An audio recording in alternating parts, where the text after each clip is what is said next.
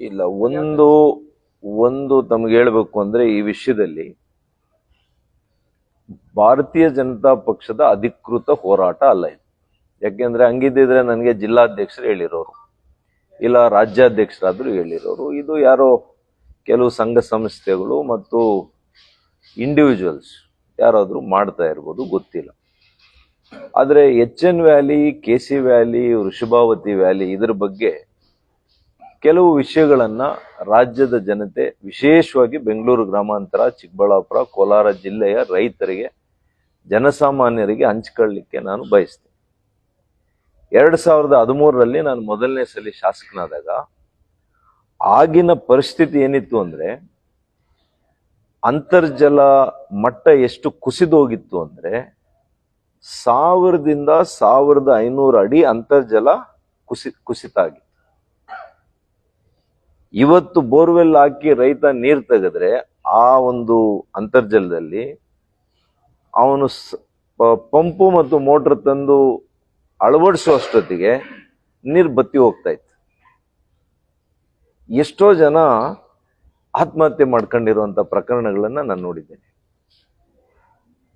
ಸಣ್ಣ ಮಕ್ಕಳನ್ನ ಬಿಟ್ಟು ತಂದೆ ಆತ್ಮಹತ್ಯೆಗೆ ಶರಣಾಗಿರೋದನ್ನ ನಾನು ಕಣ್ಣಾರೆ ನೋಡಿದ್ದೆ. ಇದು ನೋಡಿದ ಮೇಲೆ ಅವತ್ತು ಒಬ್ಬ ವಿಜ್ಞಾನಿ ಮತ್ತು ಒಬ್ಬ ಹಿರಿಯ IAS ಅಧಿಕಾರಿ ನನಗೆ ವಿಶ್ವದ ಇತರೆ ಕಡೆ ಈ ರೀತಿಯ 2 ಹಂತದಲ್ಲಿ ಶುದ್ಧೀಕರಣ ಮಾಡಿ ಕೊಳಚೆ ನೀರನ್ನ ನಗರ ಭಾಗದಿಂದ, ಅಂದ್ರೆ ಹತ್ರ ಇದ್ದಿದ್ದು ನಮಗೆ ನಗರ ಭಾಗ.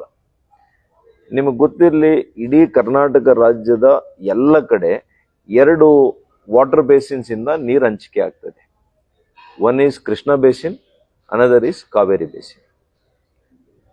ನಮ್ಮ ಈ 3 ಜಿಲ್ಲೆಗಳು, ನಾವು ಕಾವೇರಿ ಬೇಸಿನಲ್ಲೂ ಇಲ್ಲ, ಕೃಷ್ಣ ಬೇಸಿನಿಂದ ಕೂಡ ನಮಗೆ ನೀರು ಹಂಚಿಕೆ ಆಗಲ್ಲ. ನಾನು ಇದನ್ನ ಅನೇಕ ಬಾರಿ ವಿಧಾನಸೌಧದಲ್ಲಿ ಕೇಳಿದ್ದೀನಿ. ನಾವು ಕರ್ನಾಟಕ ರಾಜ್ಯದಲ್ಲೇ ಇದ್ದೀವ ಅಥವಾ ಕರ್ನಾಟಕ ರಾಜ್ಯದ ಹೊರಗಡೆ ಇದ್ದೀವ? ಯಾವ ಸರ್ಕಾರಗಳು ಕೂಡ ಇಲ್ಲಿವರೆಗೂ ಕೂಡ ಈ ಭಾಗದ ಜನರಿಗೆ, ರೈತರಿಗೆ ಶಾಶ್ವತವಾಗಿರ್ತಕ್ಕಂಥ ಒಳ್ಳೆಯ ನೀರನ್ನ, ಶುದ್ಧ ನೀರನ್ನ ಕೊಡುವಂತ ಕೆಲಸ ಮಾಡಲಿಲ್ಲ. ಆಗ ನಾನೇನ್ ಮಾಡಿದೆ, 2014ರಲ್ಲಿ ಮಾನ್ಯ KH ಮುನಿಯಪ್ಪನವರು ಅಂದು ಸಂಸದರಿದ್ರು, ನಾನು ಕಾಂಗ್ರೆಸ್ನಲ್ಲಿದ್ದೆ. ಆಗ ಮಾನ್ಯ ಸಿದ್ದರಾಮಯ್ಯನವ್ರ ಹತ್ರ ಮುಖ್ಯಮಂತ್ರಿಗಳಾಗಿದ್ರು. ಅವರಿಗೆ ನಾನು ಈ ರೀತಿಯ ಒಂದು ಪ್ರಾಜೆಕ್ಟ್ ಅನ್ನ ಹೇಳಿದಾಗ ಅವರು ಖಂಡಿತವಾಗಿಯೂ ಕೂಡ ನಮಗೆ ಸಹಕಾರ ಕೊಟ್ಟಿದ್ದಾರೆ, ನಾನಿಲ್ಲ ಅಂತ ಹೇಳೋದಿಲ್ಲ. ಬಹುಶಃ ಅವರು ಅವತ್ತು ತಾತ್ವಿಕ ಒಪ್ಪಿಗೆ ಕೊಟ್ಟು ಹಣವನ್ನು ಕೊಡದೇ ಇದ್ದಿದ್ರೆ ಇವತ್ತು HN ವ್ಯಾಲಿ, KC ವ್ಯಾಲಿ ಇವೆಲ್ಲ ಆಗ್ತಾ ಇರಲಿಲ್ಲ. ಇವತ್ತು ಆ ಸಂದರ್ಭದಲ್ಲೇ ನಮ್ಮ ಜಿಲ್ಲೆಯಲ್ಲಿ 65 ಕೆರೆಗಳಿಗೆ ನೀರನ್ನು ತುಂಬಿಸುವಂತ ಕೆಲಸ ಮಾಡಿದ್ವಿ. ಯಾವುದಕ್ಕೆ? ನಾನು ಬಂದಿಗೆ ಖಂಡಿತ ನಾವಾಗ್ಲಿ, ಭಾರತೀಯ ಜನತಾ ಪಕ್ಷ ಆಗಲಿ, ಬಂದಿಗೆ ನಮ್ಮ ಜಿಲ್ಲಾಧ್ಯಕ್ಷರು ನಾನು ಮಾತಾಡಿದ್ದಾರೆ, ಯಾವುದೇ ಕಾರಣಕ್ಕೂ ಇದಕ್ಕೆ ನಾವು ಬೆಂಬಲ ಕೊಡೋದಿಲ್ಲ. ಹೋರಾಟ ಮಾಡ್ತೇವೆ. ಹೋರಾಟ ಹೆಂಗ್ ಮಾಡ್ತೇವೆ? ಪಾದಯಾತ್ರೆ ಮಾಡ್ತೇವೆ. ಈಗಾಗಲೇ ನಾನು ಘೋಷಣೆ ಮಾಡಿದ್ದೆ, ಇಡೀ 3 ಜಿಲ್ಲೆಗಳಲ್ಲಿ ನಾನು ಪಾದಯಾತ್ರೆ ಮಾಡ್ತೇನೆ.